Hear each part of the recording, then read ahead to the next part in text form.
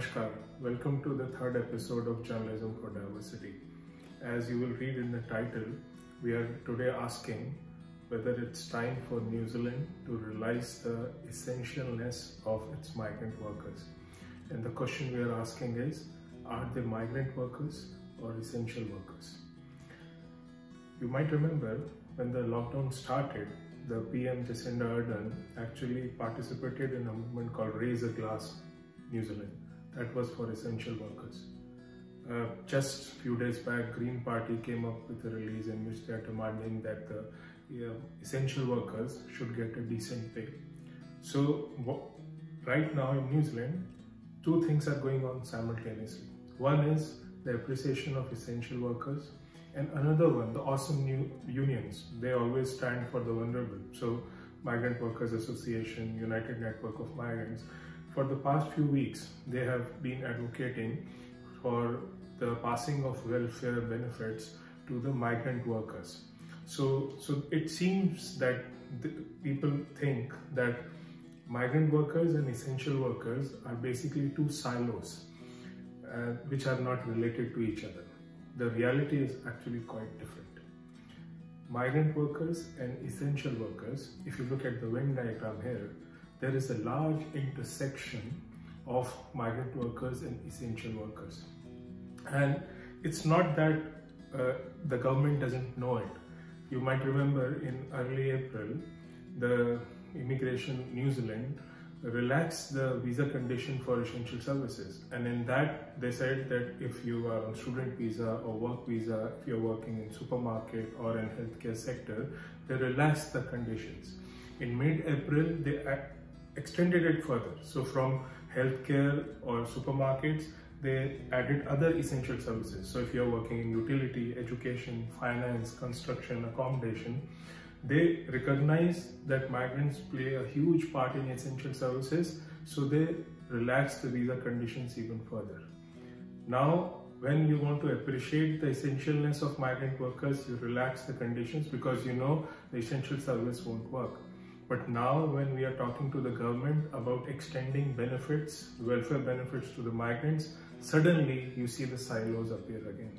So now the Immigration New Zealand, the civil defense, the government, the politicians, the ministers, when you approach them, they will say, and they have been saying this for the last few weeks, that if you need support, you are an immigrant, you can talk to your consulate, your embassy, you can talk to a temporary accommodation service, you can in fact go to civil defense as well. And this category includes student or short-term visa holders or recognized seasonal employer scheme, the visa holders under that scheme. So silos when you want to deny benefits, the Venn diagram when you want to recognize the essentialness of migrant workers. And I want to substantiate this by some figures. Just look at 4 sectors. Just look at the agriculture sector, the rest home care workers, the construction workers, and those who are working in supermarkets. So all of us, when we were sitting at home, the Stats New Zealand came up with something that in March, the exports actually hit a record time high in New Zealand. And that was because of the dairy industry, the kiwi fruit industry, and the meat industry. So just look at these one by one. In dairy industry, it's widely acknowledged that you will see the stories coming up here. The dairy industry, 15 to 20% of the workforce is actually migrant. You keep going from Auckland, you keep going south, that percentage increases. And as you will see in the story, in Southland is actually double of 15-20%. That's the workforce, the percentage of migrants working in the dairy industry. In kiwi fruit industry, similar percentages. This story here, if you read it, you will find that 20,000 immigrants actually came to New Zealand to work in the rural sector, mainly the fruit picking industry. So the exports were high, they hit a record high when we were not working because of migrant workers. So I ask, are they migrant workers or essential workers? Another, as I said, talk about the rest home workers. I mean, this story here by, I think, RNZ, in this there is a quote by New Zealand Aged Care Association. They say that around 6,000 of their members, the registered nurses, are migrants. if you think that is a small percentage, another story is Somerset, the retirement village, they have been quoted here. They say that 1/3 of their workforce is migrant. So if you look at the dairy, the kiwi fruit, the nursing home, 15, 20, 30, 33, 40% of the workforce in these essential services are migrants. As I said, the third, construction was closed in alert level 4, now it's open and people are back. Supermarkets were open. These four, you see the number. I'll give you one example. On 5th of May, Stats New Zealand released the figures of work visa applications that were approved from 2009 to up till now, so last 10 years. All these numbers are flashed here. Just look at point number 2 and point number 3. Point number 2 is community and personal service workers. Point number 3 is laborers. I'll just read out what does it mean. So community and personal service workers, in the tasks included, it means nursing care for patients.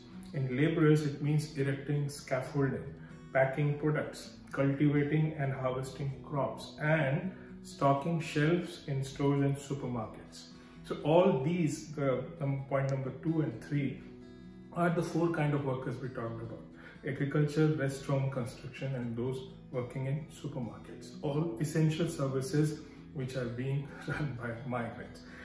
And if you look at the figures, just let me give you a sense of the figures. Like in the second, the community and personal service workers and in laborers, in the last, so you might say that lots of them are resident now. They are not on temporary work visa. So leave alone the first 5 years, just because residency normally takes 3 to 5 years. So just take the figures from 2015-16 up till now.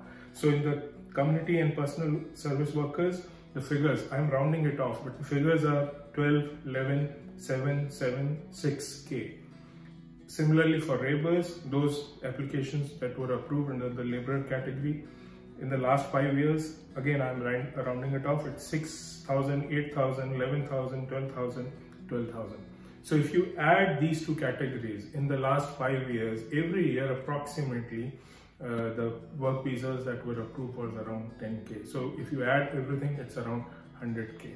So if you look at the percentage, it's around 15 to 30, 35 in any sector, essential sector you choose. If you look at numbers, these are the numbers. So that's why today we thought we'll ask the question that whether essential workers and migrant workers are working in New Zealand in silos, or it's actually a Venn diagram. And isn't it time that we call them essential workers? And isn't it time that we raise a glass for them as well?